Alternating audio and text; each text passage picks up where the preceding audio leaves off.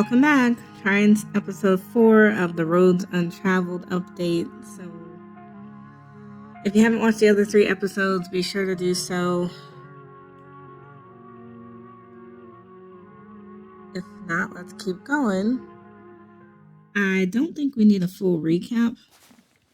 We can pretty much see what major decisions we made. So just to go back over Wednesday's decisions, we found the second possum in the drawer. We took a shower. We met the pastor's wife. They did have to amputate Rosalina's foot. We stayed with Tabitha to do an errand at the general store. We met Bo. We talked to Isaacs about an upcoming strike and about Wayne. We hung out with Kanika. We met the mayor. We met the pastor. We had dinner at Reese's, but we didn't really get far with that. We invited Tabitha to go ghost hunting. We survived the ghost, and then we were going to meet with Sybil to talk about things over tea. So I think we're going to skip over the recap for this one. You open your eyes, it's a new day. Last night seemed so far away. You could almost pretend the horrors you witnessed in the annex were nothing but a nightmare, chased away by the harsh morning light. An involuntary shudder runs down your spine. But your thoughts are interrupted by the buzz of your phone on the nightstand. Hey, have you heard from Stella? I haven't been able to get a hold of her. Thought she might have at least checked in with you. You check your messages, but there's nothing from Stella. Let's call her. So we dial Stella. Hey, what's up? Just kidding. I'm not able to come to the phone right now. This is actually a recording of my voice. It isn't really me. Technology, huh? Anyways, leave a message or don't. I never checked this thing. The mailbox is full and cannot accept messages at this time.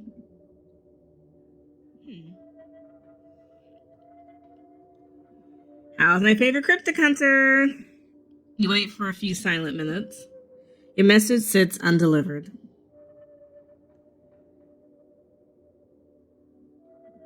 Does Stella disappear like this sometimes? Kinda, but with everything going on, I don't feel comfortable letting her run off on her own. Look, I know we haven't exactly gotten along, but we should meet up in town and look for her together. Looks like you have your morning plans in order. Let's check the possum really quick. You open the drawers. The 2 possums stare at you. They both have a bread now. That's nice. You wave at them. They continue to stare at you blankly in response. Cool. Not going to bother them. Now you close the drawers. This is our home now, and there's nothing you can do to change that. You might as well take a shower before starting the rest of your day. Let's get in there. You step into the guest bathroom and into the shower. It feels good to wash away the grime of last night's haunting, but eventually you'll have to leave this place and confront the rest of the day. In the meantime, you think about the door, think about Afterlife, think about Stella, think about Rosa, think about Duke, Scrub, think about Sybil's warning, think about Wayne, think about someone special, or think about finally being out of this hellhole. I like something special. Let's think about something positive. I'm still curious about Oscar. We're going to give him another thought. So we're going to think about Oscar some more. Him and his daughter finally have their house back, and nobody had to sacrifice anything to get there. You should pay them a visit today. Allie, you're done here. You turn off the faucet and dry yourself off. Let's go. I'm not even going to look at the closet. It's time to face your cousin. You find her in the kitchen, her shoulders hunched in a tight ball of anxiety. They weren't bluffing. After all, they're actually striking. And this week, of all weeks, as if I don't have enough on my plate already. I had time to make some arrangements last night, so at least the mind can run on the skeleton crew while I sort this out. Thanks for telling me. There's an almost cool confidence in the way your cousin talks about the strike. If history is anything to go off of, it almost doesn't matter how strong the strike seems. This is Tabitha's battle to lose. There isn't a union in Scarlet Hollow, which means your cousin can pretty much do whatever she wants. She could fire everyone and wait it out, for instance, or pick and choose her targets. Like Kanika told you yesterday, Scarlet's Hollow is a throws away from becoming the company towns of yesteryear.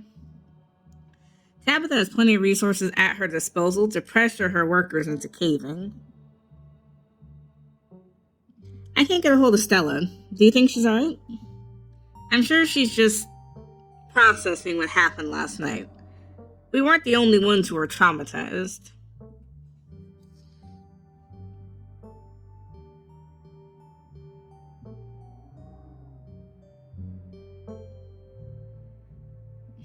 So ghosts are real. I still can't believe that. I can. What does that actually change about anything? I still have a mind to run, and you still have a funeral to attend. It feels good, doesn't it? Getting rid of something our family left behind like that? Sure, but you did most of the heavy lifting there. Can we talk about the strike? You seem confident about the strike. What have you got planned? I got a lot of things planned. I've already secured enough manpower to keep the mine's basic operations in order. From there, it's just a matter of squeezing the workers until they break. Most of them will be back to work by the end of the week. I promise. Do you know what the strikers even want? I haven't seen a list of demands. I'm sure it's the usual. I promise that if any of them were in my shoes for a month, they'd be singing a different tune.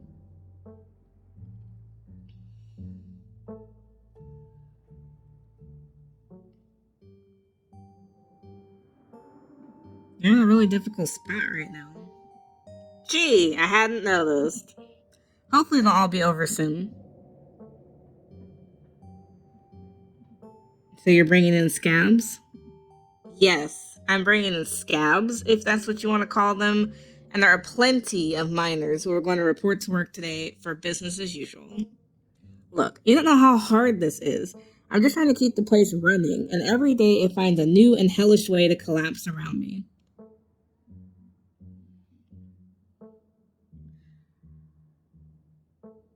You should probably get going, right? Yeah. I dawdled long enough. Stay safe. No more hijinks. But let me know if you get in trouble, okay? Okay, she's warming up. Tabitha slips past you, her heavy boots thudding down the hall as she marches away to face her employees. Time to figure out the rest of your day. Let's eat really fast. You make yourself a PB&J in anticipation for the long day ahead of you. And that's that. Time to head to town. Yeah, no need to go starving in case we have to, run or something. You head to the front door and begin your trek to the town below. The sun shines down through a thin layer of clouds, illuminating the path in a watery gray light. You can't help but feel countless eyes watching you from the tree line, a feeling that reminds you of your time in the woods on Monday. Ditchlings shouldn't be out in the middle of the day, though. They're getting bolder. As you continue the trek to town, you pause to stare out at the mountain range beyond the holler, contemplating a life that's blissfully unaware of the danger threatening the citizens of this tiny town. The world outside feels less real with each passing day, as the strange reality of what's happening in Scarlet Hollow gently uproots what you'd always taken to be the truths of our world. Your everyday worries seem distant, overshadowed by a fear and dread that hasn't stopped building up since the moment you stepped off that bus. It isn't long until your journey from the estate is over, and you once again find yourself on the main street of Scarlet Hollow. Hey, you made it. I still haven't heard from Stella, and I've already seen a bunch of those ditchling things scurrying around in broad daylight. I know my mom said they were harmless, but we should start looking for her.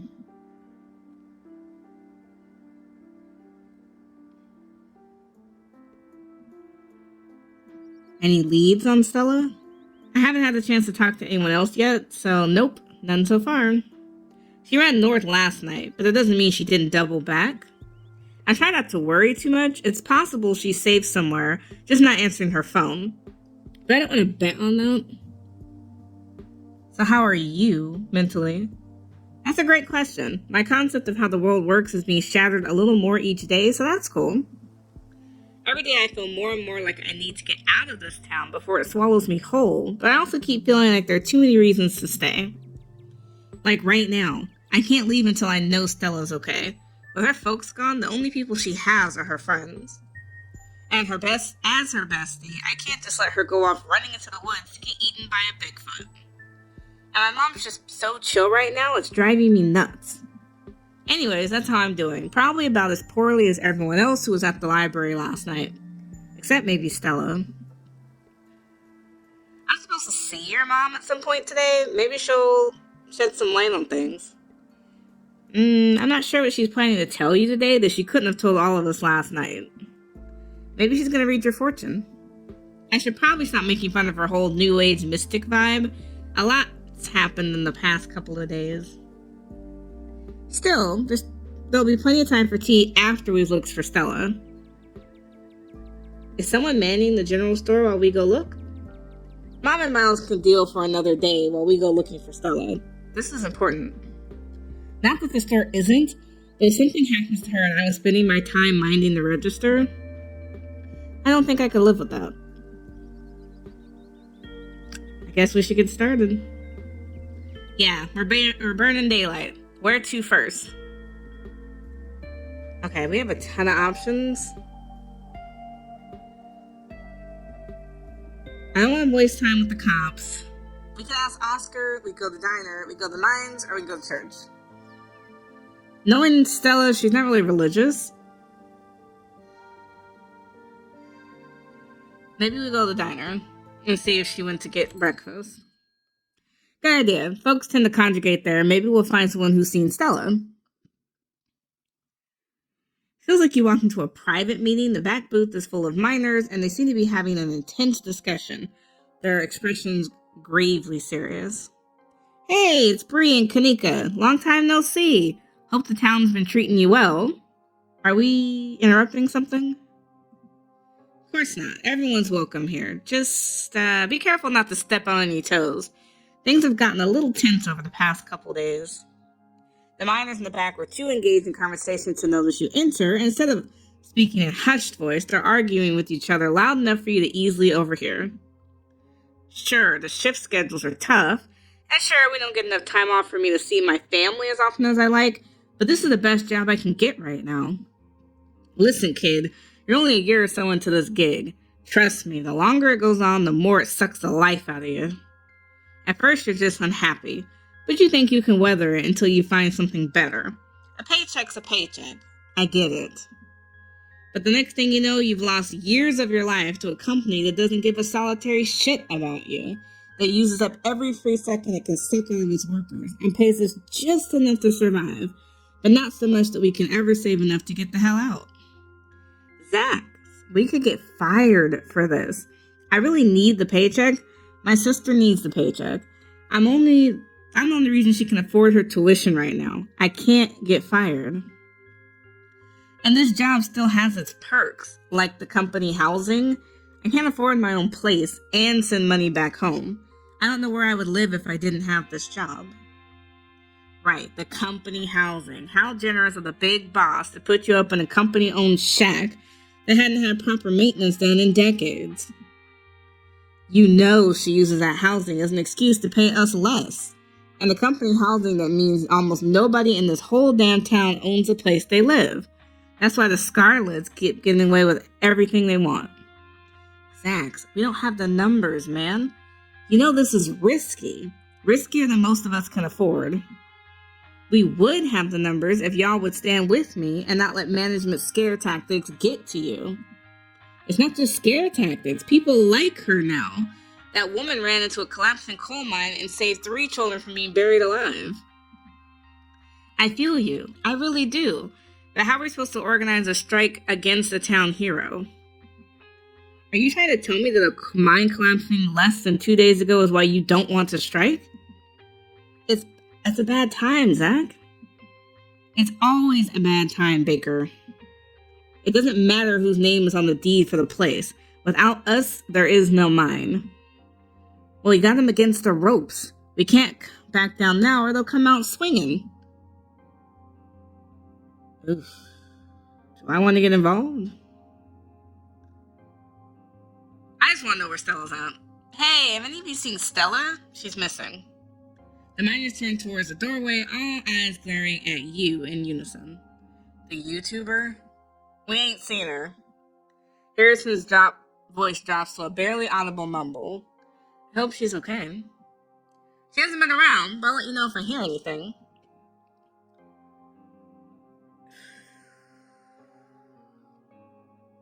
I don't know if I should weigh in. So, everyone should join the strike, unite your fellow union, or don't pressure people. Ooh. I don't know if I want to weigh in. Let's get going. I thought about it, I don't know if it's going to work. You turn and leave the diner, Kanika trailing close behind you. Still no sign of Stella. I think we should check in on Oscar. He's smart. Maybe he'll know what to do. I hope nothing else happened after we all went home last night. They're so brave for sleeping in that house after everything we went through. I'd rather sleep in the woods with the ditchlings than some place that was that haunted. Morning light streams in through the library's large windows. In the bright day, it's once again a place of comfort. All menace having fled in the wake of Charles Shaw Jr.'s department. No ghost, thank God. I was not up for an encore. I guess Oscar must be in the back. I know that's where I'd be if I finally got my house back. Let's go. You make your way back towards the annex. It feels strange to be here in the light of day, as if the events of the previous evening were just a terrible dream. This hallway creeps me out. Kanika knocks on the door. Good morning. It's so good to see all of you. Please, come on in. You're doing really good, Rosalina. Not a lot of kids your age can take shots that well. You're being so brave. You don't have to talk to me like I'm 5. But you are brave. You really are, Rosalina. You're like so badass. Alexis is right. This is more than most people have to deal with in their whole lives. And here you are taking it like a champ. Dr. Kelly's kind demeanor vanishes as she turns and glares at you. Oh, I see we have visitors. How's she doing, Doc?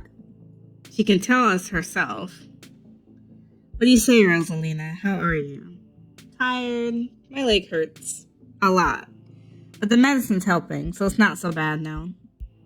Plus, I gotta lie down in an actual bed last night, and you have no idea how good that felt. Thanks, Bree.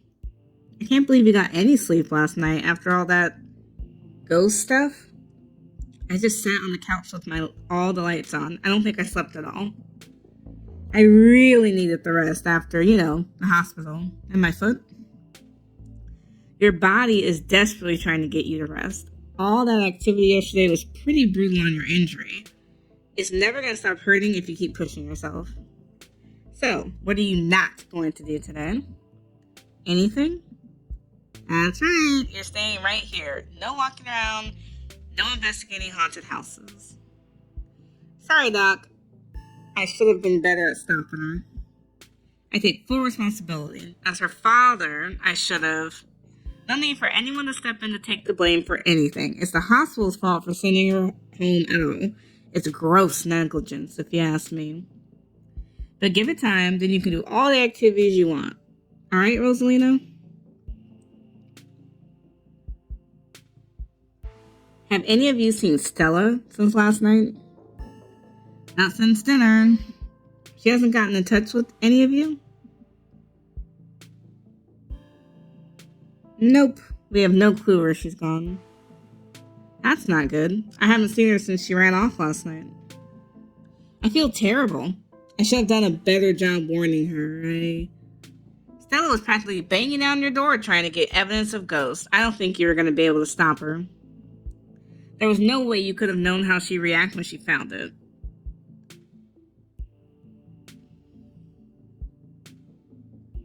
Oh, I don't want to say that. How's Reese? He's fine. Had a rough night, but he'll recover. He's used to that sort of thing. He just needs a couple days to get back on his feet. That means no more excitement, not even a movie. I'm sorry to hear that, Dr. Kelly.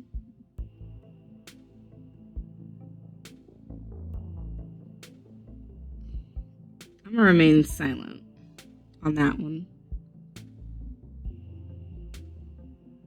Nope, I have nothing else to say. So, you've got your edge, you got your nest of pillows, and a helpful friend by your side, and a cat to keep you company. Seems like you're all set. Make sure you do a whole lot of nothing today. Will do. Bye, Dr. Kelly. Yes, thanks again for coming down to see us, Joan. Not a problem. I'd rather she stay put than have to get in and out of cars. I'll call later today to see how things are going. Hope the rest of the week is less eventful for the both of you. Goodbye, Rosalina. Make sure you stay put and keep Pixel company, okay? Dr. Kelly's features harden once again as she steps towards the door. And then she pushes past you to leave Oscar's house. We'll let you kids have some privacy. Alexis, why don't you figure out a restful activity for you and Rosalina? Will do, Mr. Gutierrez. I brought some video games and puzzles from my house. And some movies, too. Whatever you want to do, Rosalina. Oscar ushers you back to the library. What's up? Is everything okay? Yes, everything's fine. Or at least much better than yesterday. I can't thank you all enough. I'd like to be as helpful as I can from here on out. Now that our little situation is dealt with, I'll finally have time to dig into the town archives. Our house is haunted because someone was murdered there. The mine collapse the other night was at the site of a mass grave. With enough research, maybe we'll be able to get a step ahead of the next crisis. Maybe we can even preempt it. That is, assuming there's going to be a next crisis. But something tells me we aren't in the clear yet. We should compare notes. Not that I have any to start with, but if you know anything that might narrow down my research, it could save me a lot of time. I don't think we actually know that much more than you do, but I've got some hunches. I can't help but feel like there must have been some exciting event since everything started getting weird seemingly overnight. What that inciting event was, or where to start looking for it, I have no idea, but it's something to keep in mind. If there's a root cause for all of this, hopefully there's a way to put the genie back in its bottle.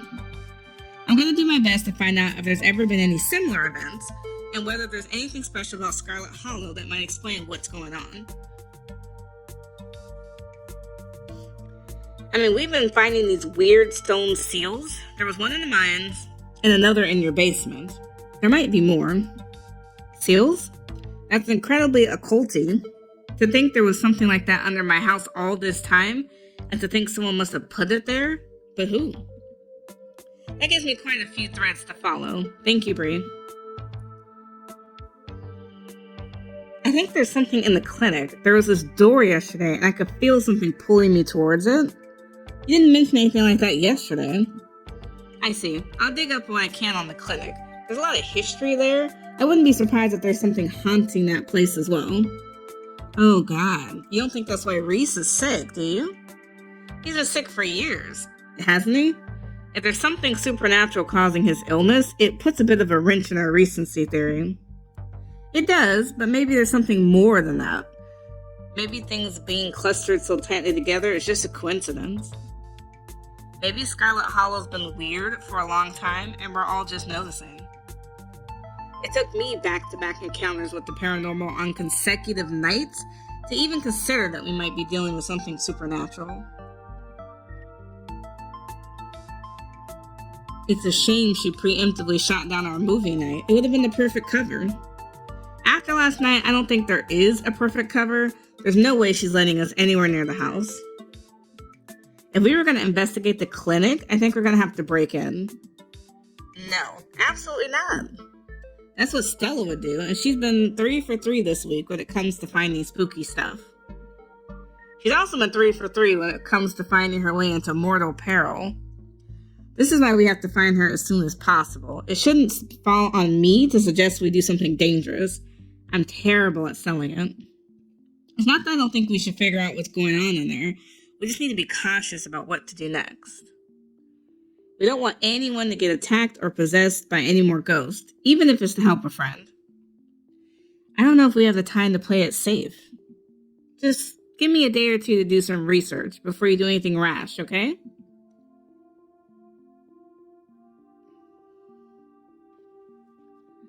I wonder if this could be the work of some sort of cult. Know any local cults that could be responsible? Let's not get all satanic panic just yet. I know it's not looking unlikely at this point, but having lived in this place my whole life, I feel like I would know if there was a cult that ran the place. It just seems like the kind of thing that wouldn't be easy to keep secret in a place like Scarlet Hollow. I don't even know of any in public record, even in the 70s when cults were a dime a dozen and hippies were flocking to the hills. Make sure Pixel stays inside. You might get grabbed by the ditchlings. The ditchlings are those things from the woods, right? The ones with faces? They snatch animals to do some kind of parasitic egg-laying thing. So unless you want one of those things to pop out a Pixel, you better keep him where he's safe. Will do. I can't imagine how devastated Rosalina would be if something were to happen to him, especially after everything she's been through.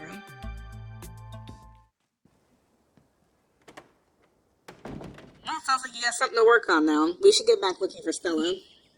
I do. Thanks for the lead, Bree. Let us know what you find. I will. So that's Oscar. Any other ideas? Let's go to the mines. I guess there's a decent chance Stella went to find your cousin, since they're friends. Come on, I'll drive us. You follow Kanika to her van. It's not long before you find yourself outside the Scarlet mines. There's a small gathering of workers outside the entrance to the mines, picket signs in hand. I hope it's not weird to talk to them while they're in the middle of this. Look out, fellas. That's the boss's cousin. And Zach said those kids are just at the diner acting suspicious. Don't engage. Have any of you seen Stella? She's missing. The miners collectively ignore you. Look, I know you have a well-deserved bone to pick with the Scarlets, but Stella doesn't have anything to do with the strike. Have you seen her or not? The YouTuber? She's the one on all the banned from property posters, right? We haven't seen her.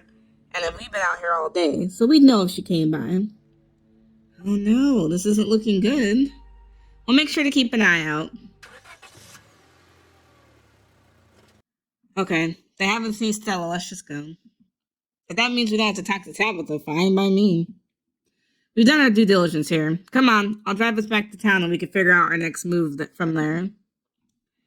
Damn, we're just getting like dead end, dead end, dead end. Where to next? Let's try the church.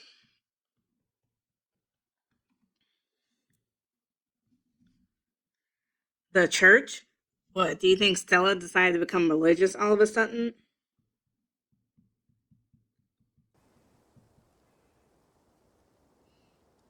She seemed really shaken up. It's not unlikely.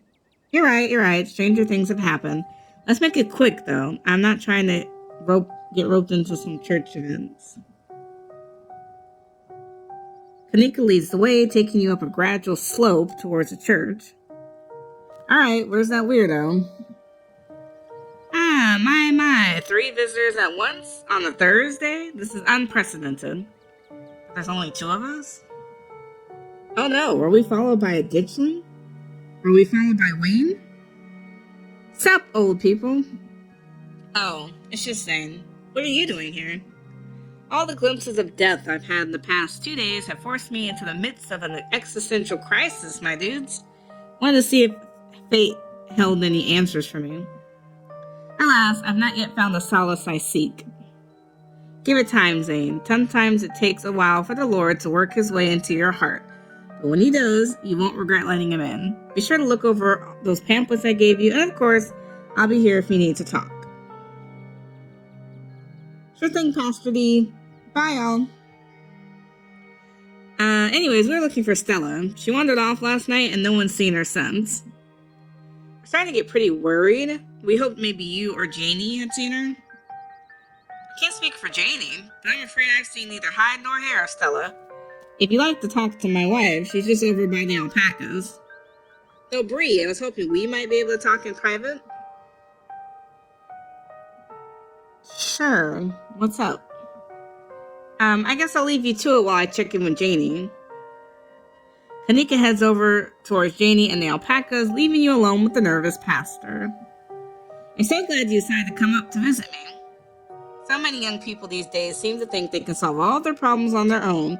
Meanwhile, God is right there, ready to help them, if only they let Him into their hearts. The pastor's eyes dart back towards the alpacas. Okay, good, she's gone. You're new in town. What kind of impression did I make on you? Am I creepy? You care way too much about what people think of you. If you want people to like you, you have to not care about whether they like you. That's a harsh truth you're slinging at me. It wasn't always like this, you know. Believe it or not, before I moved to Scarlet Hollow, I used to be pretty popular. I was one of the cool kids over at the Harvard Divinity School. He was interrupted by the sound of a twig snapping and a high-pitched giggle, partly muffled by the underbrush at the edge of the property. Tulip, come out of there. You know you're not supposed to play in the woods. Tulip glances back into the woods, quiet as she hesitates. Tulip, are you going to be good, or are we going to skip story time tonight? I'll be good. You don't have to skip story time. I won't go into the woods. I promise. I know you won't, Tulip, because it's too dangerous for little girls in there. Why don't you go help Mama with the alpacas? It's about time they got fed. You can give them hay. Tulip smiles broadly, seemingly excited by the prospect, and hurries off.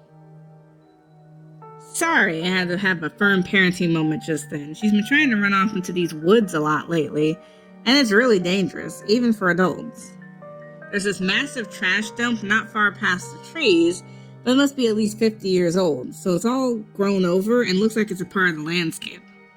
But if you accidentally walk onto it, you might find yourself falling into a hip-deep mound of rusty cans and broken glass. Tulip made some imaginary friends, and they keep telling us that they want her to go out there. Like the word of some fictitious creature she made up is going to convince us it's a good idea for her to play in somebody's old garbage. But she's 7. Of course she would get some funny little idea like that. I'd love to get the community to rally around the big cleanup. It's about time somebody got rid of all that junk. How big of a trash dump are we talking? Would a weekend of hard work clear it out? Maybe if you had a construction equipment and a team of professionals. It's a big area, and I have no idea how deep it goes. In the meantime, I'm just making sure Tulip knows not to go near it. What were you saying about imaginary friends? Oh, she's just been talking about these friends of hers lately. Little stories about creatures that live in the church. I'm sure she saw some animal in there and decided it was her friend. It's nothing to be overly concerned about, except the trash heap situation. This man is lying to you? In fact, he's been lying to you since the moment he mentioned these imaginary friends. Whatever his daughter's been talking to is real, and he knows it. Sounds to me like you know exactly what she's been talking to. Daniel's eyes go wide for a second. I don't... He does. He obviously does. He hunches his shoulder, his voice suddenly quiet. There are rats in the church. There, I said it. It's embarrassing. But she saw one at some point, and she can hear them scurrying around on the walls. And she decided they're her little friends. Please, keep this between us. Don't tell Janie. I don't want her to know the church is in such rough shape. Out of the corner of your eye, you see Kanika walking back to the two of you. She must have finished talking to Janie. Janie says she hasn't seen Stella either, so we better get going. Hope your talk with the pastor went well. Yes, we had a great conversation. I appreciate you all stopping by, even if it wasn't under the best circumstances. I'll let y'all be on your way. And I hope Stella turns up soon. I'll put in some good prayers with the big man for her. Alright, thanks. See ya. Kanika starts back down the path to town, and you follow. Okay, now that we put some distance between us and the church, what do you want to talk to you about? He didn't say anything weird, did he?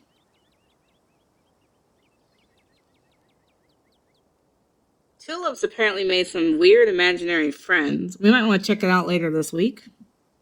Kids make up imaginary friends all the time. Pastor Daniel says there's a rat infestation in the church and that the rats are her friends. I don't know. This seems weird. Okay, as much as I hate going back there, I guess that's a loose lead. And if we don't have anything else to investigate once we've found Stella, Kanika pauses. Once we check out the clinic, then maybe we can look around church. Let's not get distracted until we found Stella, though. Where to next? Let's go to the cops. At least let's check her house first. Last thing we want to do is file a police report when she's been asleep the whole time. Okay, let's go to her house then. You're right, we've been running around town getting all riled up. Meanwhile, she's probably sleeping in or something. I would have checked before we met up, but I was kind of nervous I might run into some other horror from beyond the veil if I went exploring on my own. Make your way towards Stella's house. Kanika knocks anxiously on the door. It creaks open. This doesn't look like a break-in. It looked like someone left the door open. Stella, or someone else, was in a hurry when they left. I'm not from around here. Is it normal for people to leave their doors open like that? Unlocked? Yes. Hanging open? No way. This is not normal. We should go in, right? Yeah, we should go. It's like, probably nothing. Whatever happened to Stella, it doesn't look like it happened here. Okay, nothing unusual so far. This is a perfectly normal living room. No blood or mascara. Not even a tipped over lamp. That's good. Let's check the kitchen really quick. Stella's kitchen is slightly messy. A couple cabinets are hanging open, and a loaf of bread sits on a counter by a slightly used butter knife. Stella's kitchen normally this messy? I wouldn't call this messy. Stella's house has always felt a little sterile to me. This feels a little too lived in, if that makes sense. Or maybe that's just because I've only ever been over when she was already expecting me. Let's check her room really fast, too. You make your way down the hall to what you assume to be Stella's room. She's not here.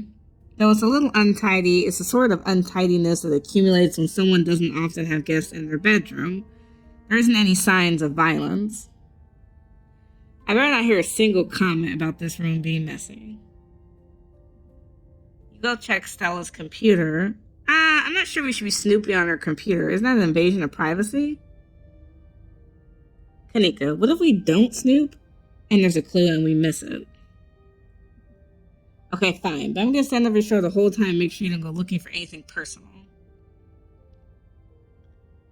Stella's desktop is horrifically cluttered. There are too many files and folders to fit on her monitor, and they each overlap each other in a chaotic multi-layered display.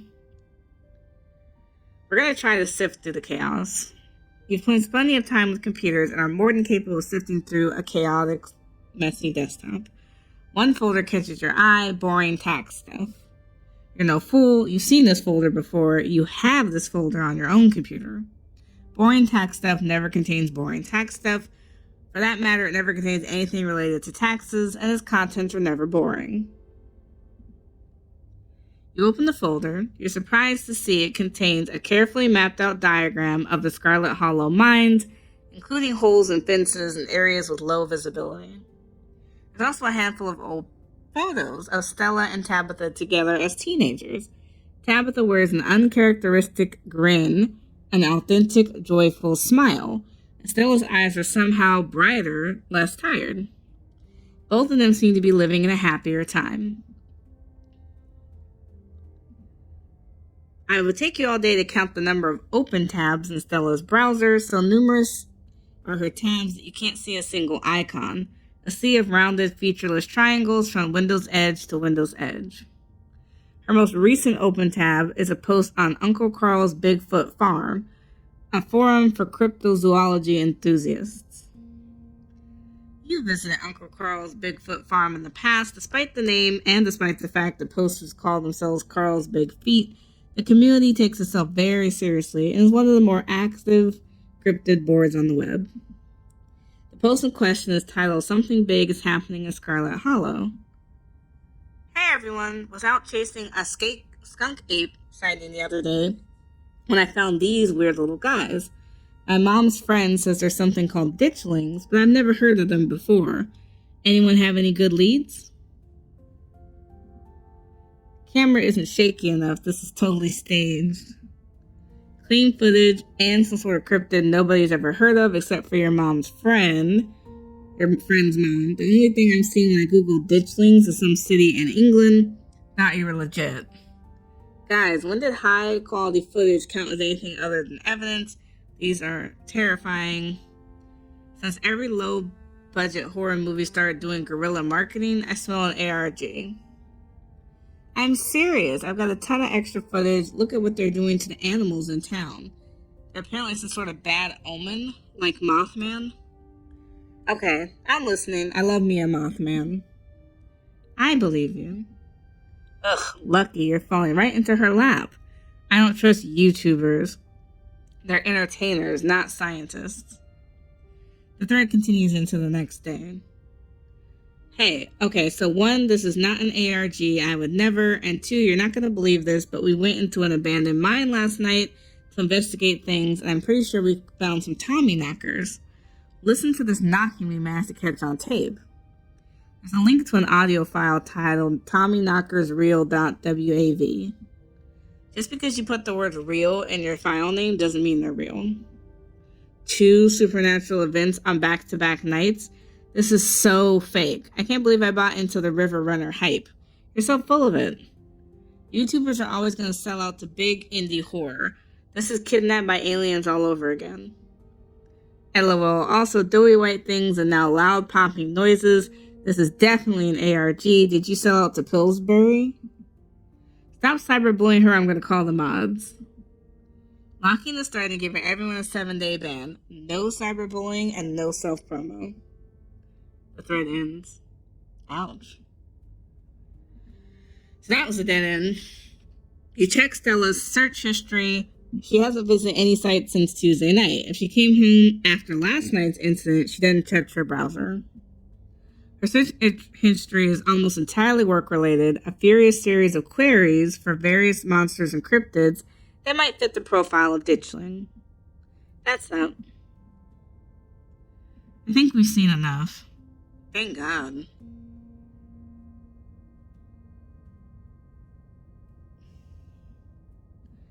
I don't think there's any clues here. I don't think so either. So this is what her room's been like for pretty much the entire time I've known her. The only thing that's changed is the computer's getting a lot fancier. Still, she does those little cords with string things. She loves putting the strings on there. I don't think they actually mean anything. They're more for decoration anyway. Okay, I don't think we're going to find much else here. Let's move on. Okay, so she's not here, and we still have no idea where she is. I thought I was overreacting this morning. I thought she might have just been sleeping in or something. I can't believe she's actually missing. We're going to go to the cops. I know they probably won't actually do anything, but we should see if we can get them to start looking for her before we go anywhere else. Yeah, let's go. We should make sure the police know Stella's missing. I'm not worried about tea with her mom right now. The police station is exactly what you would expect from a town the size of Scarlet Hollow. It smells strongly of coffee and faintly of aged furniture and paper. And the general tidiness speaks of a department that doesn't get much of anything done. But you're also not alone. You enter to find a worried Beau standing between you and the officers behind the desk. Let me get this right. You're trying to report a missing pumpkin? Big Betty wasn't just a pumpkin, Sheriff Hugby, sir. She was going to be a prize winner. Raising her was the last thing me and my daddy did together. She's important to me. Are you sure it was Julius and not some enterprising bear that got a hold of it? You know Julius thinks that land belongs to him. He probably thought Big Betty was his to take. He ain't coming to his door, so for all I know, he might be all the way to the state fair by now with our pumpkin. Ain't there something y'all could do about this? I'm afraid we need at least some kind of evidence to go on before we go barging into a man's home, son. Why don't you see if you can find something a little more solid for us to go on? Then we can see about helping you out.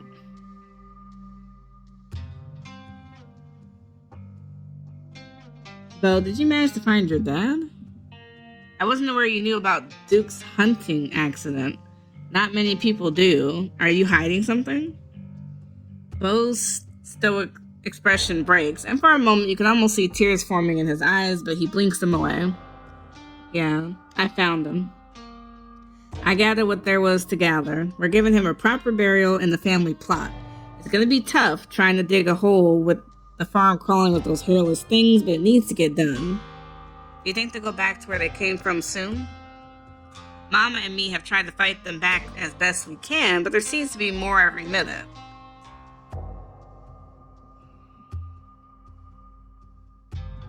Sybil says they don't hurt people. I ain't too worried about myself or my mama. It's the animals that keep trying to drag off. They keep stealing food out of our mouths, and it doesn't seem like how many of them might pop. They just keep coming. And those are Daddy's chickens. He'd want us to keep them safe for him. I'm doing my part, taking out as many of those nasty little things as I can. But I can't stop feeling like things are gonna get worse. Maybe that's just the way people feel after something bad's happened. My mom did say those ditchlings are supposed to be a bad omen, but that doesn't mean it's true. For all we know, the weird stuff is behind us, and those creepy little things will crawl back to wherever they came from, and Scarlet Hollow will go back to normal. But I guess it doesn't hurt to plan for the worst.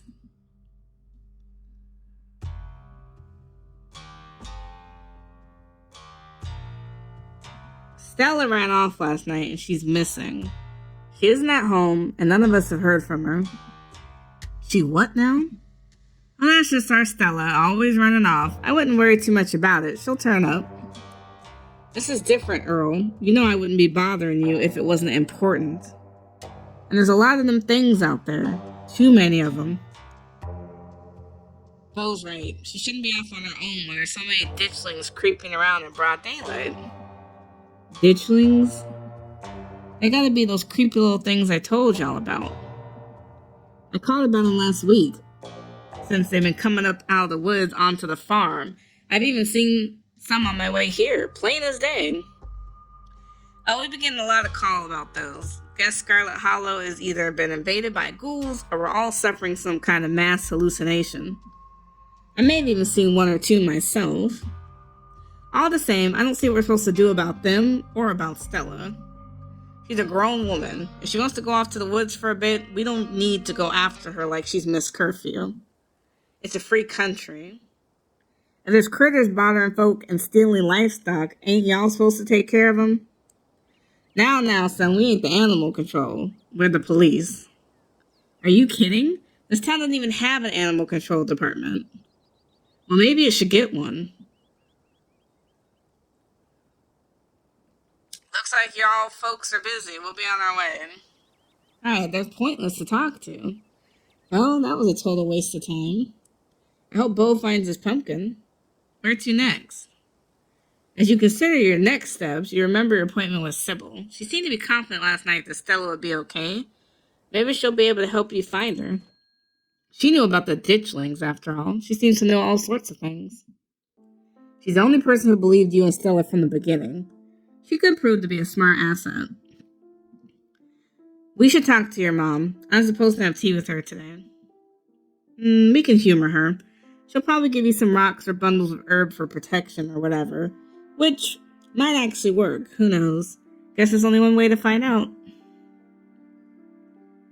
The bells of the general store chime welcomingly as the two of you enter. Kanika, there you are. You were supposed to stay in bed today, remember? And hello, Bree. I hope you've recovered sufficiently from last night's fiasco. Sorry, Mom. It's just that Stella's missing and Stella can take care of herself. Unlike you. You need bed rest and lots of fluids. You don't need to go running around town spreading that cold of yours. Go on, get up to bed. I'll be up in a minute with more tea. I thought you had some sort of important thing to talk to Bree about. I'm really feeling okay. I want to hear what you wanted to say to her. I'll just be doing a tea reading. Haven't you always been bored? Haven't those always bored you to tears? Okay, you're right. I'm not feeling well. I really should lie down. Hi, Bree. Kanika turns and heads towards the stairs without saying another word. Good thing Kanika has her mom looking out for her. She seemed so tired today. You'll probably be able to find Stella without her. Shall we? Sybil motions towards the tea room. Let's go on then. Please, have a seat. I'll bring you up a fresh cup. You take a seat at the small table at the edge of the room. It's dark here, only a sliver of sunlight able to filter through the heavy curtains, supplemented by the bright grow lights of the plant in the corner. It's castor bean, an incredibly toxic plant and strange for a tea maker to keep around in her workspace. It's so pretty, though. Sybil joins you at the table and places a cup in front of you. It smells light and citrusy, with an undercurrent of decaying earth. It's the same tea she brought you on Tuesday. I'll be able to do a reading once you're done. Until then, why don't we just chat? What's with all the mystery and ritual? If you have something to tell me, just come out and say it. I need your tea leaves first. I have pieces of the puzzle, but the tea leaves should help give me the full picture. The other day you promised to tell me. What was it? Unsavory tales of my mom's youth? I most certainly did, although I may have been exaggerating for a bit of dramatic effect. I've been prone to do that. In a town this size, you get to know everybody, no matter what the age difference might be. Vivian was a little younger than me, which meant I always had a certain older sister instinct about her. Her family wasn't good to her. Pearl Ann was not like your great-grandmother, Edwardine, which is to say she was not a very kind woman. Similar to Tabitha, but with more social grace and considerably more hatred for her fellow man. But your mother wasn't a shrieking violet either. She was just as stubborn as any other Scarlet, so your family choosing her as their punching bag made her into quite the rebel. Why were Pearl Ann and my mom raised by Edwardine? What happened to their mother? Their entry into this world was violent, I'm afraid. Their mother was young, too young to be pregnant, especially with twins. She didn't survive the labor. What do you know about my grandmother? I'm afraid there isn't much I can tell you. I think there were 2 in that generation. The eldest died when the girls were still children. Edwardine never spoke about them, nor did your mother. I feel like I know a lot about the women in my family, but what about the men? Do they even exist? I suppose they just haven't been very noteworthy since Edwardine took over the mines. Her husband died a long time ago, and to be quite honest, I can't even recall his name. Might have been Stuart or something just as forgettable. From what Vivian said, her father was a teenage fling that ended once your grandmother found out she was pregnant. I'm fairly certain it was similar for Vivian, though she was much older, and I believe she was the one who ended it with skipping town and all that. What happened when my mom found out she was pregnant? She came to me for advice. She was distraught. It was like she had been handed a death sentence. Maybe it was fear from what happened to her own mother. Maybe it was something else. But she seemed convinced she was in danger. Tabitha had already been born, of course, by then, but she was born in wedlock, so I assume your mother's worries had something to do with religion. Though the Scarlets weren't particularly religious as far as I knew. But the way Vivian was that night she came to me, it stuck in my mind. It always had me wondering what it was about your family that made her panic so much at the thought of having a baby. We'll drink it. You drink the tea delicately. The citrus smell is fleeting, quickly replaced with the earthiness at its core, like you've taken a mountain full of dirt.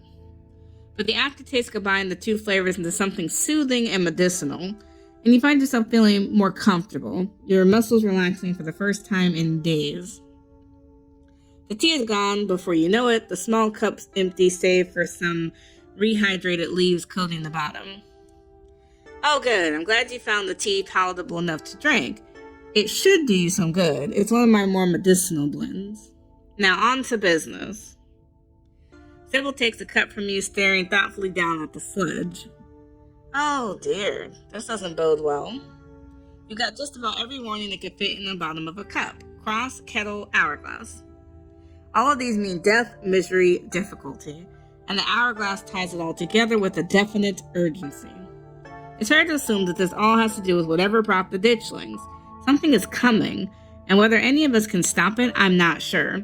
But we may at the very least be able to figure out what it is. And there's a central figure here, a cat. An enemy lurking in plain sight. Oof, we have a lot of guesses. So the guesses could be Tabitha, Wayne, Stella, Kanika, Oscar, Reese, Avery, the doctor, or Pastor Daniel. The cat could be Pastor Daniel.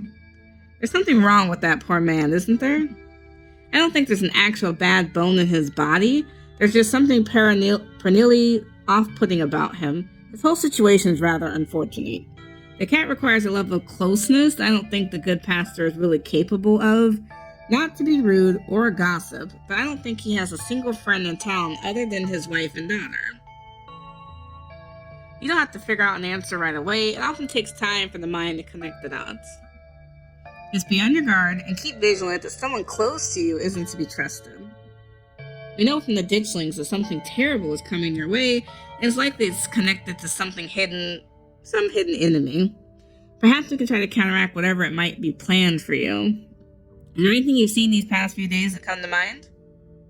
There is. The thought of those stones has pulled at the back of your consciousness since you encountered them at the mines on Tuesday. There are these stones, or maybe carvings, or seals.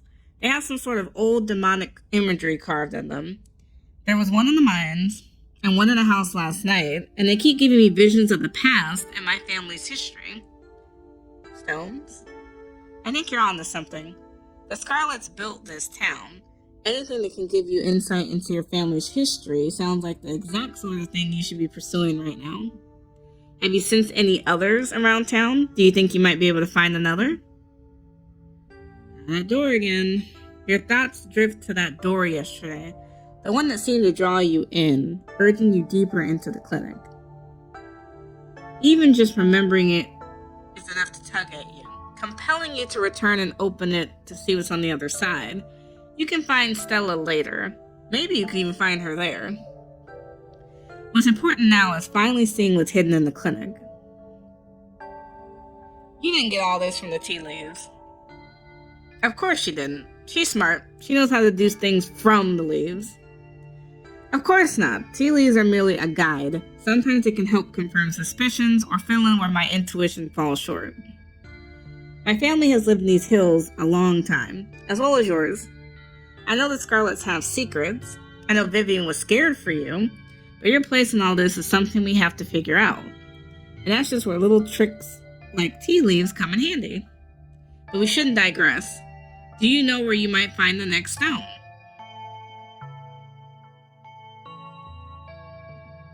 Bad stuff always happens around them. What happens around these stones might not be anywhere close to what could happen if we let the danger encroaching on both of you and this town act unopposed. The ditchlings are multiplying every day. This is all going to come to a head, and it might just be a question of how prepared you are when it comes. Learning whatever you can could save your life, even if you're faced with more ghosts or ghouls along the way. I think that's all the help I can offer. I hope this conversation has been illuminating, even if it just brought up more questions than giving any clear answers. You helped last night. Why don't you come with me? I may have been able to see through the spirit's illusions, but I'm not some kind of all-powerful entity. I'm an old woman. I have trouble with my knees, and my eyesight isn't what it used to be. In most situations, I'd be more of a liability than a helpful companion. Imagine if I had been in those mines with you. Some use I'd be, struggling to climb over rocks and ladders, throwing my back out from all the crouching. Thanks. I'll let you know if I find anything. Glad to hear it. Hope all goes well, and I wish you luck. Hopefully you won't need it. Thank you again for humoring an old lady and stopping by for a chat. With a small grunt of effort, Sybil gets up from the table and escorted back to the door. And remember, be careful of who you put your trust in. According to your tea, the cat is ready to pounce, and merely being ready for it might not be enough. Sybil closes the door to the tea room, the bells of its door strangely flat in the stale air of the nearly empty general store. Let's check on Kanika if we can. You're not going anywhere before checking on Kanika. You make your way upstairs. You knock on Kanika's door. Mom, I really don't need any more tea. I'm just going to lie down for a while. I was hoping we could spend a little bit more time together. Oh, hey. Sorry, Bree. My mom was right. I'm exhausted. I probably shouldn't push her or I'll wind up worse off tomorrow. Looks like you're on your own. You make your way out of the general store and down to the clinic. You make your way up the familiar hill, past the rows of ragged houses that make up Scarlet Hollow's residential area.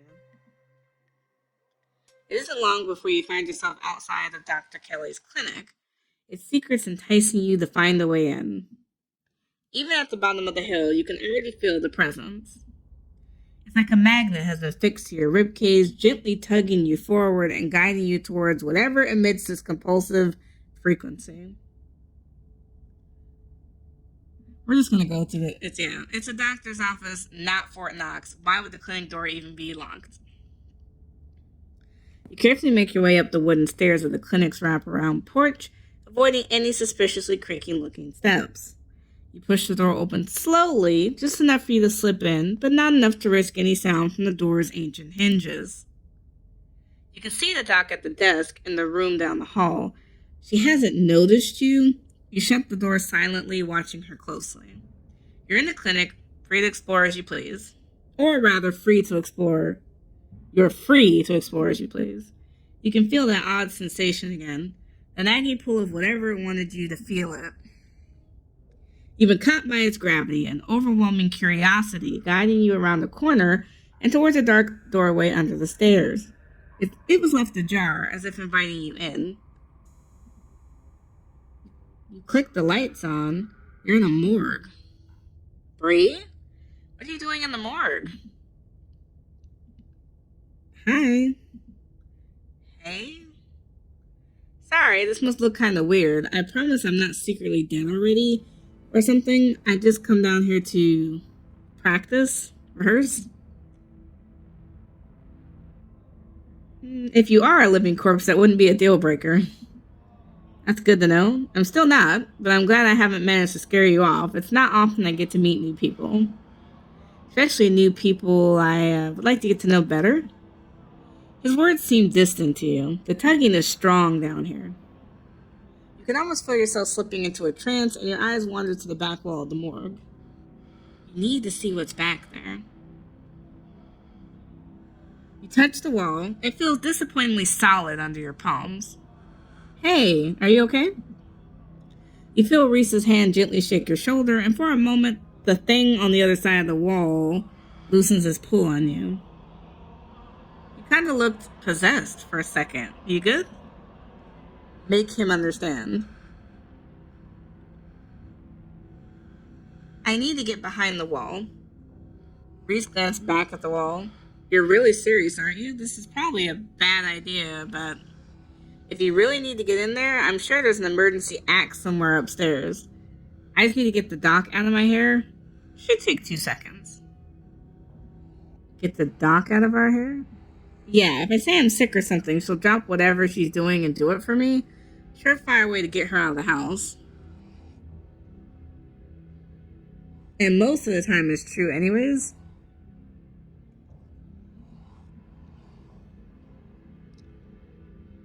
Use what you gotta do. No shame in that. Exactly. Sounds great. Lead the way. Sweet. Be right back. He strides past you, his long legs moving swiftly. He seems excited, his usual dour demeanor replaced with an uncharacteristic pep when faced with the prospects of sneaking around and tearing down walls. You hear his soft voice filtering in through an open doorway at the top of the stairs, a hoarse and sickly edge added for effect as he speaks to his mother. Hey, Mom. He coughs gently. Reese, I didn't know you were awake. I still feel like shit, but I think I can finally keep some juice down. It looks like we're all out, though. Really? I thought I just picked some up. I got an errand to run on Main Street anyways. I'll go pick up some orange juice and some ginger ale, too. That would be awesome. Sorry to ask. I know you're probably busy. It's no problem. It doesn't take long. Don't do anything too strenuous while I'm gone. Just lie in bed until I get back. Thanks, Mom. I'll take it easy. You hear her footsteps move down the hall, then the front door opening and closing. It worked! The thoracic rasp left his voice, excitement rising in its place. Come on, we don't have long until she's back. As you step out of the morgue, you relax. The space between you and the carving has weakened its hold on you, and with it, your desperation to claw your way through the wall and unveil it. It's one of those emergency fire axes, so it should be pretty obvious wherever it is, though I'm not sure she would be keeping it. I'll show you around. Let's try the doc's office first. You make your way to the doorway of her now vacant office. I don't see an axe in here. He's right. A cursory glance reveals nothing but stacks of paper and cabinets of medical supplies. But something on the desk catches your eye, some sort of records with your family's name on it. Let's take the docs with. Ooh, maybe that was bad. I don't know. You scoop up the folder, tucking the documents in for later perusal. Reese watches you with curiosity. Stealing medical documents? They have my family name on it. I'm allowed. Sure, I'm not gonna write you out. You can steal whatever you want, especially since you've got some big mystery to solve. Let's check the medical supply room next. I can't imagine a room full of chemicals being a place someone might want to keep an axe. Better be careful stealing stuff in there, though. That might really get you in trouble. You turn around and leave the office. It's time to move on. The medical supply room is probably a good bet. A fire axe sounds like something that might be useful in a room full of chemicals. It's just down the hall. There it is. Looks like we need a key, though. You better not break the glass. I'd rather explain why I had to steal the axe after we've had a chance to use it. There must be a key in here somewhere. He stops, as though listening to something you can't hear. Shit, she's back already. As if on cue, you hear the front door to the clinic open and close, the creak of its antique hinges echoing down the hallway. Footsteps start down the hall. She's headed this way. Quick, we gotta hide. I'm not supposed to be in here. He opens the closet door and hurriedly motions you inside. You slip past him, scrunching into the small space as best you can. He attempts to slide in after you. You make space and he slips in next to you, closing the door just enough so you both can still monitor the entrance to the supply room. Dr. Kelly storms in, plastic bag in tow. She takes something out of the bag and places it on the counter. Then she hurries back out, bag wrestling as she makes her way back down the hallway. You better wait a second, just in case. You're momentarily distracted from the danger in hand by Reese's sudden closeness. It's almost strange to be here with him after the way he was hidden away for the first few days of your week in Scarlet Hollow. It makes him into a seemingly mythical figure. The tragic artist wasting away in a basement guarded by a tyrannical warden. Now he's right in front of you, a flesh and blood human being, one you could reach out and touch if you so desired. Let's just take in a moment. We're not going to touch him. You close your eyes for a moment and breathe in, taking in the moment. Reese's clothes smell clean, like linen fresh out of the dryer, and under that is his smell. It's comfortingly human, like a warm breeze carrying with it the smell of pungent spring flowers. Though there's something else to it. Some underlying unnatural odor, almost like ozone. You notice his hand resting on the doorknob to keep the jar perfectly ajar is slightly trembling. You look up and you find that he's staring down at you at the corner of his eye. Sorry. His voice is almost imperceptibly quiet. Didn't mean to put us in such tight quarters.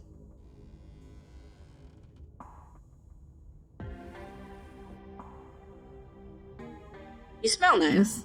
You can practically hear his heart skip a beat. So do you. His breathing is uneven and nervous as he stares down at you in the darkness. Seconds pass in silence, your eyes locked. Your body's almost close enough to touch in the claustrophobic hollow of the closet.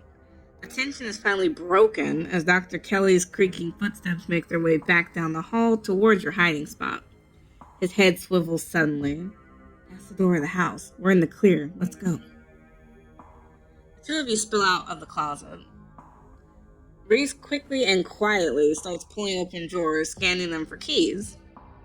You can't help but notice what Dr. Kelly left on the long steel table in the middle of the room. A sprig of small furry fruits, castor beans. You've seen them elsewhere in town, but for the life of you can't remember. Oh, I was having fun in there. Reese pauses his search, barely glancing back to you, but you still see pink blossom on his cheekbones. We could always spend more time together later, once we're done sneaking around. If the doc hasn't kicked you out by then. He turns away, continuing to rifle through drawers, trying to hide the grin that spread across his face at the suggestion. I'm not going to say anything about the castor beans. You watch while he rifles through drawers, content to let him figure it out.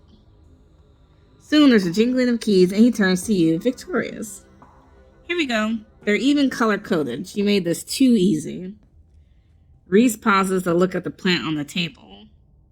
That was weird of her to drop that off, right? Why would she put some alien-looking fruit in the supply room? She's not a pharmacist. She's not supposed to make her own medicine. This room is for storing stuff she orders from an actual pharmacist, and I doubt it's decorative. I'm not gonna say anything. He shoves the berry from the weird plant into his pocket. I'll meet you down there. I gotta come up with something to cover for the noise. He hands you the axe, and you make your way back down the hallway towards the morgue. You follow Reese's instructions, once again staring down the basement stairs, letting the pool of the stone carving guide you back to the morgue. Dr. Kelly's voice filters down from above. I was right. We did already have juice. It was just in the back of the fridge. But there's no harm in having extra. What are you doing in the clinic? I thought I told you to go rest. Well, I'm just going to chill in the morgue. I got my speakers, so if you hear some weird noises, it's just my music. I'll be sure to put in earplugs to drown out all that industrial clanging you listen to. You know I'm not the biggest fan of you spending time down there. It can't be good for your mental health to hang out in a refrigerator for corpses. Do you at least have a blanket this time? Yeah, I'll be fine. It's just a change of scenery. My room feels too claustrophobic right now. Okay, I'll let you know when it's time for dinner. You hear the door close and the sound of Reese descending the stairs to join you in the fluorescent lit room below. Hey. You listen to music that sounds like a wall being broken down? Of course I do. I'm sad all the time. Glad my taste in music is finally coming in handy. It's exactly the cover we need. Stop asking questions. It's time to see what's on the other side of that wall. Let's do this. Have at it. You approach the far end of the morgue, axe practically singing through the air as you strike the wall. The first cut offers a surprising amount of resistance. There is some structure behind it, some wooden frame holding it in place, trying to stand between you and what waits for you on the other side. You stagger back from the massive hole and admire your efforts. Holy shit. The splintered edge frames a dark passage, seemingly cut deep into the side of the cliff, cold seeping from a forgotten place in an already frigid morgue. Reese coughs as he takes a better look at what lies beyond the wound in the wall. There's a whole hallway back there. Thick, stale air leaks from the hole, filling the morgue with an earthly mildew smell, like the room was slowly filling with dirt. And with the stink of the grave-like room beyond comes an even stronger compulsion. You step forward. You climb into the hole. This is wild. I had no idea any of this was here. An entire hospital wing, rotting away for decades behind some flimsy drywall? His voice sounds distant. Your sole focus is finding it. Your feet move without prompting, and you stumble down the hallway towards the far wall, barely registering the antique clutter as you stagger past it. Whoa, are you okay? You don't respond, and you don't bother to retrieve the axe. The wall is rotten, water damage having eaten away at the wood over the course of unknowable years. The planks having reduced to sawdust. You tear into it. Another one of those stones. Injured man. Enoch, I thought you weren't going to come. I was worried you'd leave me here forever. They said there's nothing I can do. I'll never use my legs again. Enoch, what am I going to do? Calm down, Teddy. These doctors don't know what they're talking about. I've been doing my own research, and I found there's an alternative. We won't have to worry about anything from here on out, I promise. I went to talk to the witch. A witch? But that makes no sense. It's alright. It's all sorted. I'm taking you home today, and everything will be resolved by this time next week. Everything goes black. Your vision swims back into focus, and it takes a solid second or two to reorient yourself. You're in an unfamiliar bed. Reese leans against the far wall, eyeing you with concern and curiosity. Hey, I was worried you slipped in a coma or something. You tore down a wall like a wild animal, found some weird carving, and collapsed? I think you might have had some kind of seizure. Are you okay? Does Dr. Kelly know I'm here? No, I snuck you back into the house while she was busy in the medical storage room. Figured you wouldn't want to come to in the morgue.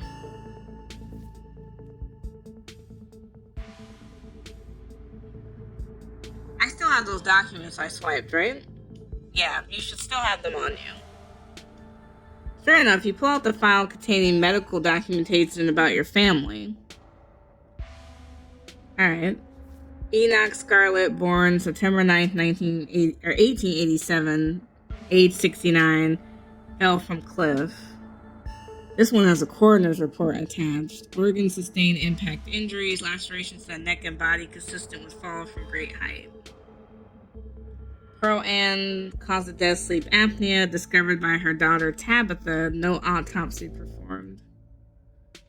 Edwardine, born April 9th, 1913, died February 12, 2003, age 89. Cause of death, heart failure. Pearl Ann signed that one. Pretty normal. Almost made it to 90. Died of an old person's illness. You quickly flip to the other Scarlets whose names aren't as familiar.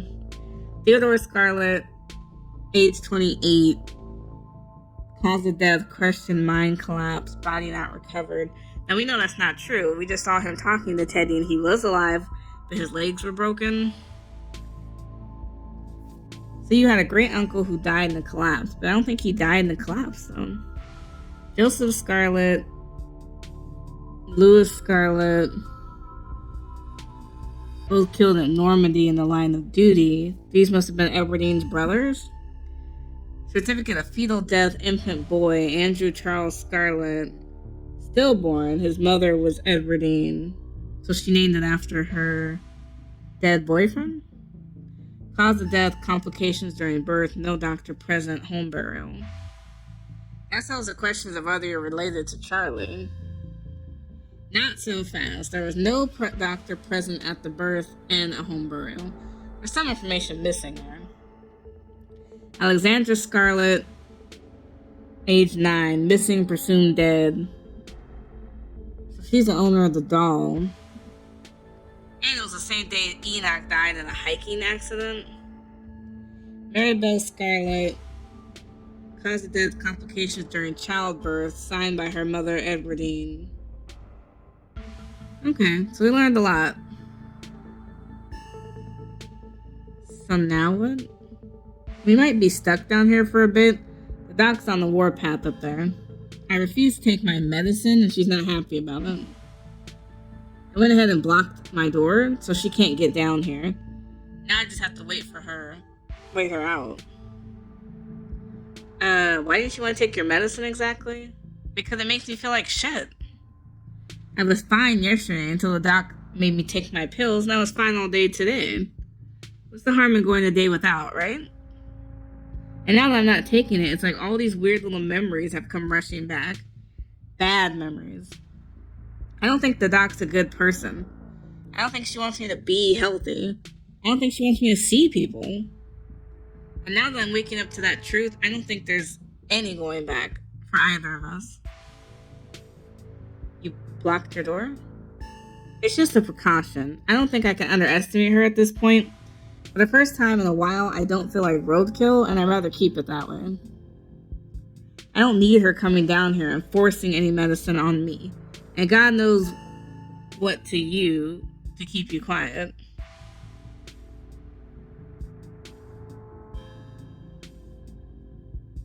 I'm not gonna say anything.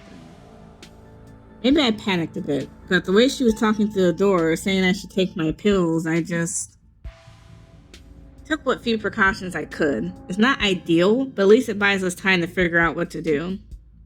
We should treat her as a serious threat. It may sound strange, but I think she's gone through some desperate lengths in the past. There's these weird memories I have. I always assumed they were just dreams or hallucinations, but now I'm not so sure. I think she used tranquilizers on me. Other times I've gotten too unruly for her. I don't know how much of those memories I can trust.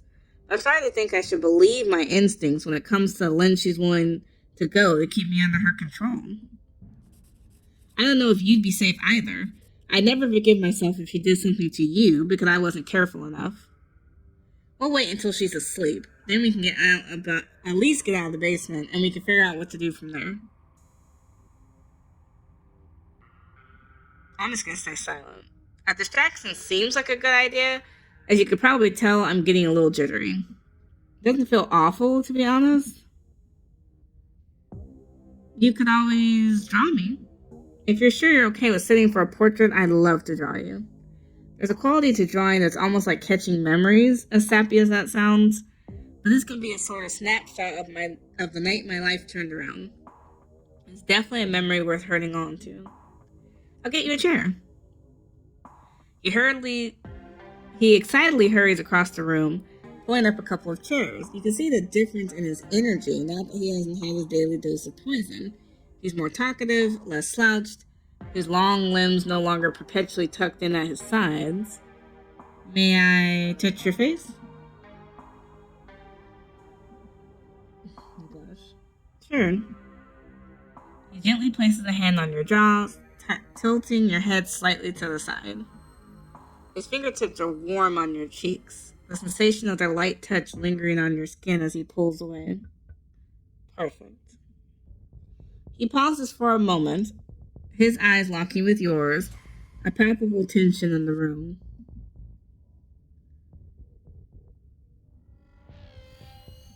You reach up and gently take his hand into yours. Reese stands stock still, a slight nervous tremor in his shoulders as his icy blue eyes lock onto yours. They shine slightly in the dim light of the basement. The two of you spend a tense, silent moment staring at each other, but Reese finally breaks his frozen stance, reaching back up to you, his fingertips resting slightly on your cheek. They tremble on your skin. He leans forward. There's a knock on the window. Bree. Not Wayne cock blocking. Like, don't get any closer to that thing. It's time to go home. That voice. I know that voice. Is that who's been following you around? Without another word, Wayne starts pounding on the window. Good luck, freak. That glass is shatterproof. Enemies upstairs, enemies outside. We're surrounded. Even if I get out of this house, I won't be safe. You won't be safe. What do you mean? Wayne isn't gonna hurt you. He hasn't hurt anyone. Yes, he will. He's furious with me. Can't you hear it? But I'm not weak anymore. I can fight back. I don't have to cower in fear from the people who want to hurt me. I can protect both of us, Bree. The window shatters. As Reese tears at his clothes, paint bubbles out from the canvases, his ghoulish figures peeling themselves out of their two-dimensional worlds, invading yours, crawling up the walls. Grab my hand, I'll pull you out. There is no way to even get over there. Leave us alone! In a surge of violence, the change that has been brewing inside Reese finally comes. As it manifests, the broken basement window is sealed off and Wayne along with it. Are we running or are we staying? Because now I don't even know. He doesn't seem angry with us. Like, we're not the problem. He's more mad with his mom. We aren't safe, but I feel strong now. I think I can save us. Stay here. I'll be right back. I just have to deal with the dog. Reese storms up the stairs, leaving you with his creations. Yeah, we're calling Tabitha. I know she's sick of us, but we're calling her. You could dial your cousin's number. Hey, where are you? Reese is on some sort of rampage. Can you pick me up? What? Don't move a muscle. I'm coming to get you. Your cousin hangs up the phone. Thank you. I don't know. Should we try to help the doc or should we try to leave? Let's follow Reese and see what's happening. You make your way up the door that beckoned to you yesterday. All intrigue now washed away. You now know where it leads, and you know what secrets a stone that lurked in the forgotten basement of the clinic had to share with you. Now the clinic holds a new terror.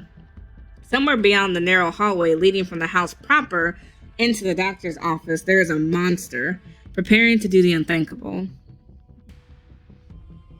You grasp the handle and turn it. Dr. Kelly emerges from the shadows and levels a firearm in your direction. You instantly notice it's not a proper rifle, but some kind of tranquilizer gun. Duck. We're ducking. Yeah.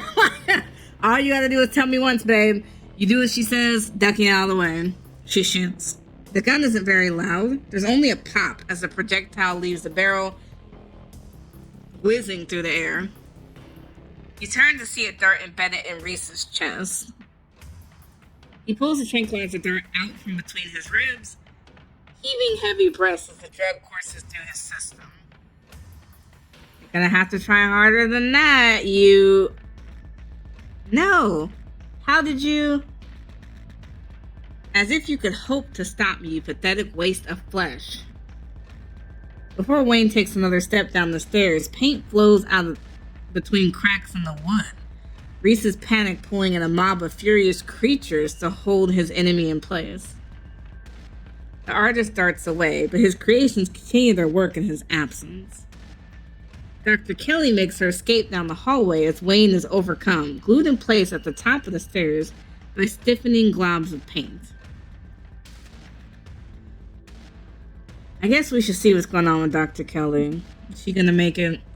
You run forward, braving the onslaught of Reese's creations, dodging them as best you can, as you try to see where Dr. Kelly went. The door in front of you is smothered in paint. Hey. Dr. Kelly's voice crackles out of some unseen speaker. You, Bree. I'm stuck in the safe room. I can't help you from here, but you can help the both of us. You survived? What's going on? I think you can probably put that together. I need you to get to the medical storage room. I can give you further instructions when you're there. Guess we don't have a choice, babe. You turn around and head to the medical storage room. I'm here. Great. Now listen to me. I need you to use the black tape key to get into the cabinet and bring the elephant tranquilizers. It's a bottle labeled carfentanil. Bear tranquilizers aren't going to cut it anymore. An intercom system, Doc. Good. You should hear this. Bree, you don't have to do anything she says. I'm not going to hurt anybody. Just her. If I don't, you and I both know she's just going to shoot me full of elephant tranquilizers. Did I hear you right? And shove me back down in that basement. Or maybe someplace even worse. And keep killing me every day for the rest of my miserable existence. I feel amazing right now. Better than I've ever felt in my life. I'm not dangerous. She's just scared because she knows she'll finally pay for what she's taken from me. I'm gonna stay silent. I'm not sure how to respond to that. It's okay, Bree. Just get to the cabinet and I can get all of this sorted out. You don't have to do what she says. She told me what to do for as long as I've been alive, and look where that landed me. Half dead, holed up in a basement. And she put me right back if she had her way. Hell, if she had no trouble doing this to her own son, who else might she be treating without their knowledge? Just stay right here while I do what needs to be done. There won't be a speck of blood on your hands. Enough. Reese cries out in pain. Ah, what the hell did you do to my shoulder? I'll handle it. Try to get somewhere safe until then. The two stagger off down the hallway. Quick, grab the tranquilizers and head to the safe room. You do as she says. The tranquilizers are easy enough to find, marked with a small square of black tape to match the key. She's certainly an organized woman. You make your way out of the medical storage room and back to the hallway where Dr. Kelly disappeared. As you approach, Dr. Kelly heaves the door open, slowly breaking apart the masses of paint sealing it shut. Hurry! I don't think I can keep this open for long. You slip past her into the safe room. She shuts the door quickly, although one of those little smears manages to slip past her. She stomps on it. Painted mascara spatters across the cement. It sounds like Reese and your friend are still fighting. We probably have a few minutes before he gets here. While we're at it, any other secrets you're keeping? Maybe. If we both survive, I might decide to share a few more. If you don't go tattling to anybody. Okay, what's this room? Old x-ray room. Lead walls. After I realized this whole situation was a possibility, I had the door reinforced with special remote control locks. Glad it could finally come in handy. Yeah, I bet you have some questions. Go ahead, I have nothing left to hide. What is he? At first I thought he was some kind of werewolf. But if he is, he doesn't follow any kind of new full moon rules or anything. Silver doesn't do shit to him, and you've seen what he looks like. It's just weird. I almost wish I could examine him while he's fully transformed. I'd be fascinated to know what happens to him, or how his body does it. But he seems pretty hell-bent on ripping my throat out, so I guess that'll have to remain a mystery. When did you find out? A little after he hit puberty. He had all the usual changes, then some extras. Thickening nails, sharp teeth, elfish ears. I figured he might have some sort of genetic disorder. Had him checked out at a few specialists. But there's nothing obviously wrong with him. Then we had an argument. And he changed right in front of me. It was nothing like what he is now. Just a couple inches and some facial abnormalities, but enough to be noticeable. I was scared he could see that, and then he stopped. I thought it was a one-off, or maybe a hallucination. But the second time it wasn't as subtle, and it didn't go away as easy. That's why I knew for sure this was something beyond my realm of expertise. Was his dad similar? A strange little smile creeps on Dr. Kelly's face. I wish I knew. Reese just kind of happened. I wasn't seeing anyone. I just woke up pregnant one day. I know how impossible that sounds. I'm a doctor, for Christ's sakes. I kept having weird dreams. Almost like sleep paralysis episodes. Romantic sleep paralysis episodes. They were kind of sweet, but they were just dreams. But then, all of a sudden, my period stopped, I got morning sickness, and roughly 9 months later, Reese. The difficult between you seems so difficult. Yeah, you could say that. He was such a cute kid. When I found out I was pregnant, I was terrified. I didn't know if I'd be ready, but he made me love being a mom. It's just not going to be sunshines and roses forever, no matter what. Kids grow up and they change, sometimes for the worse. This is part of being a mom, too. Doing what you can to make sure the child you brought into the world isn't going around eating people. How do you know he's dangerous? Well, he wants to murder me, so that's clue number 1. It's not like he's a usually violent kid. He's mostly just sad. But every now and then we butt heads, and that's usually when this side of him comes out. Imagine if this happens anytime he gets frustrated with anyone. Imagine he gets road rage one day, turns into a 12-foot tall monster with a million teeth, and rips somebody apart in the middle of a major metropolitan area. Yeah, he's dangerous.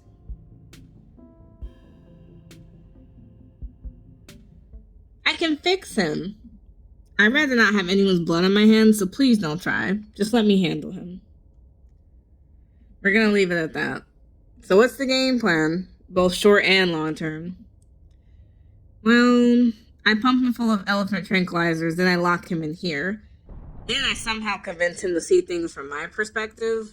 Then we all live happily ever after. Has that worked before? He's never known the exact nature of his condition before. Maybe it was a mistake to hide it from him. But I thought it meant he could feel like he had more freedom. Not knowing that he's just without taking his pills, he'd become big and pointy enough to kill me. I'm gonna have to revoke some of those freedoms now. He's not gonna like that, but I think he'll understand, even if it takes some time. I don't think he wants to hurt people. He just can't help what he is.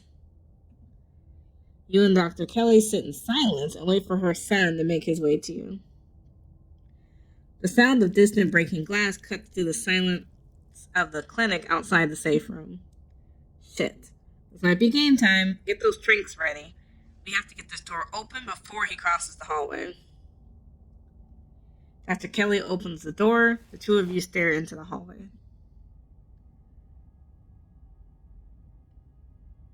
Oh, yep, he's coming. Did he get bigger? Yeah, he's gotten bigger. Is this what you were so afraid of? Hand over the tranquilizers. This is our shot. Fuck it. Oh. Oh. Before Dr. Kelly can fire, a different shot rings out. Reese's body is thrown to the wall. Shotgun in hand, your cousin rounds the corner and trains her weapon on his writhing body. Tabitha? What are you doing? Stop it. Let me sedate him. We can deal with this non-lethally. Are you insane? That thing was trying to kill you. Girl, you leap forward, placing your body between Tabitha and the whimpering Reese, his face already trying to stitch itself back together as he writhes on the floor. Bree, what the hell do you think you're doing? Don't kill him. He's still a person. Person my ass! Did you see his face? Both of you shut up and help me drag him into the safe room now. You turn to see Dr. Kelly already pulling her son towards the doorway. Tabitha swings the gun on her back, huffily jumping in to help Dr. Kelly, not long before his regenerating body is sealed away behind the door. Not exactly how I thought that would play out, but at least none of us are dead.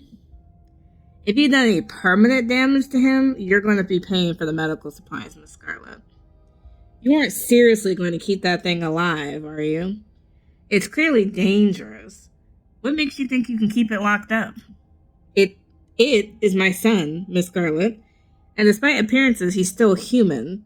I prefer you refer to him as such. And I managed to keep him safely locked away and harmless for years. Sure, it'll be a little bit more difficult now that he knows about his condition, but that room is lined with lead. He's not going anywhere. He's human? Are you sure about that? Are we talking about the same guy? Trust me, I've done genetic tests.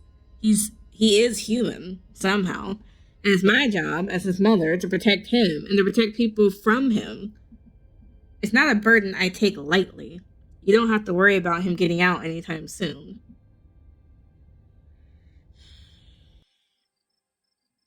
Dr. Reese bought us time. I'm sure we can figure out what to do about him later. There is no we. He's my son. He's my problem. I prefer both of you forgot what you saw tonight and went on about your business. If I recall from 2 minutes ago, you'd have been chomped in half if I hadn't stepped in.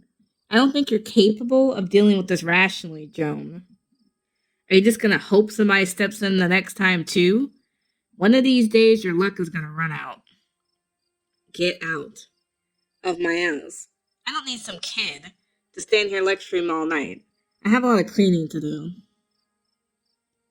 You and your cousin leave the clinic, Dr. Kelly slamming the shotgun blasted door behind you. The two of you make your way to the bottom of the hill, where Tabitha's car is parked along the sleepy houses of Scarlet Hollow's residential street. She places her gun in the trunk and turns to face you. You're alone, right? You're alone right now. Is Stella still missing? I tried calling her a couple times, but I keep getting her stupid voicemail. Yeah, I still don't know where she is. The two of you are interrupted by the jingling of dog tags. Gretchen appears at the edge of the road, running as fast as her geriatric pug legs can carry her. Gretchen seems distressed.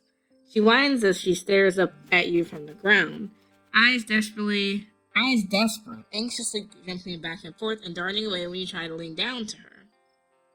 Gretchen? But where's Stella? Let's follow her. Maybe that'll help us. You and Tabitha follow Gretchen into the woods. Now, this is a new ending. I didn't get this ending the first time I played Chapter 4 before the updates. I don't know where this is going. God, I hope she's not leading us to a body. Gretchen nervously runs ahead of you and Tabitha, looking back to make sure you're still there as she leads you into the dark woods. Before long, the trees thin, and you find yourself on a steep hill by a two-lane road lined on one side by sheer rock. There, sitting on a log, staring mournfully out at the asphalt, is Stella. You watch her from the underbrush. She's alive, thank God. She sounds more exasperated than relieved. Though you know by now that it's just her trying to cover up genuine emotion, she's deeply relieved and terrified to show vulnerability. I think we should both talk to her. Let's go talk to her. I don't know, we've got baggage. I'll just make things worse. No, you're right. She's been practically begging for us to be closer than we are. It's time I stop letting my dead mother dictate who I'm allowed to talk to. Let's do it. The two of you join Stella, perched on an old log on either side of her. Y'all came to find me? You didn't have to go to all that trouble. I was probably going to head home soon. You had Bree worried all day, you know. And it looks like you got into some trouble, too. Bree, you're all covered in blood. I think a lot of it's paint, actually. Paint? What? This is where your parents died, right?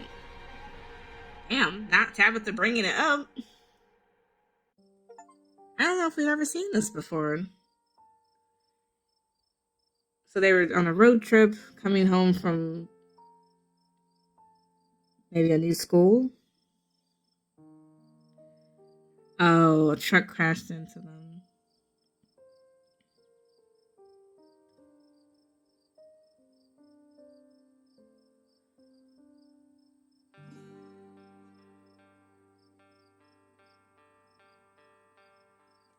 So her parents didn't make it, but she made it.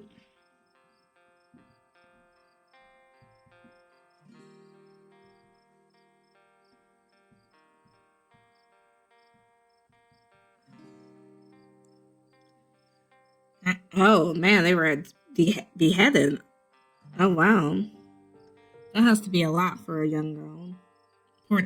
Poor Stella. She was only like what like an early teenager, 13, 14. Sorry if that's a lot, Bree. I know we don't know each other super well. Have you been sitting here all day? Yeah, just waiting. Silence falls over the three of you. The wind rustling in the leaves and the sound of night insects carry on around you, muted in the still night. Nothing's happened, though. That's probably for the best. Tabby, did I do something wrong after the accident? What? There's whole years of my life that feel like they just never happened.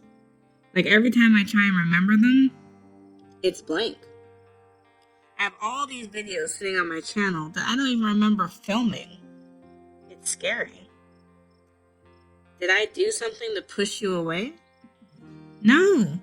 All you wanted to do was talk to me, but Pearl Ann wouldn't let you near me. Oh. Man, fuck Pearl Ann. May she rot in hell. Damn, she don't even love her own mama. Because I didn't think she would agree. At least she brought us all together. The three of you stare into the quiet night.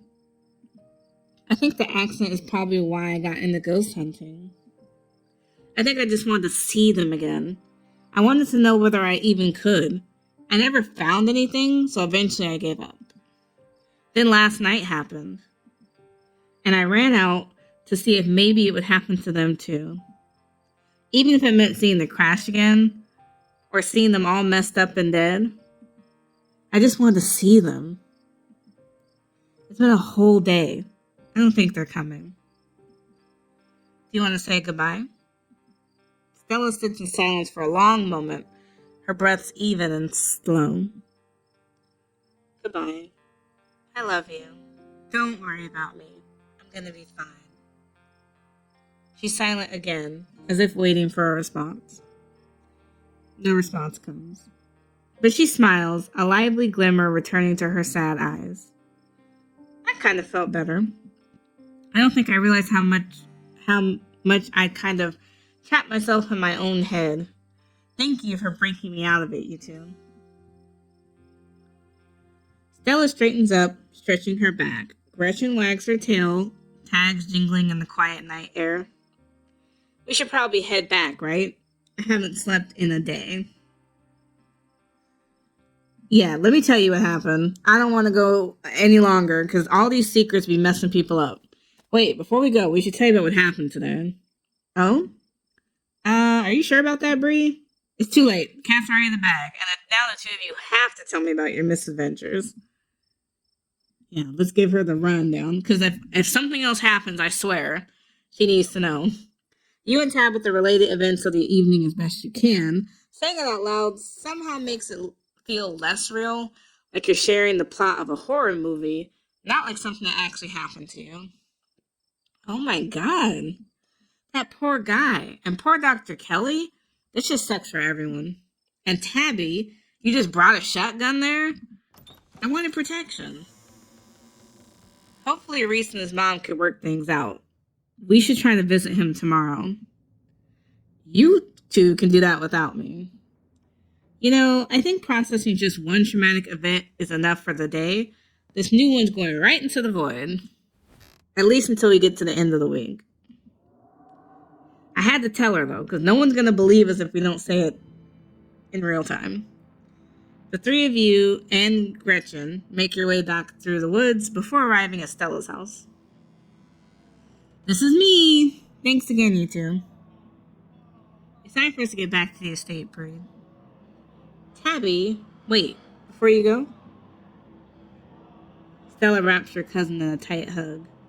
Finally, they were besties up until, I guess, Pearl Ann got involved. Don't be a stranger, okay? Never again, I promise. Oh, thank God. She finally has taken the icicle out of her ass.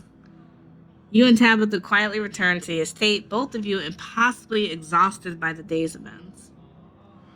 I've got to crash. I'll see you tomorrow. She heads to bed without another word. I guess we're going to bed also, then.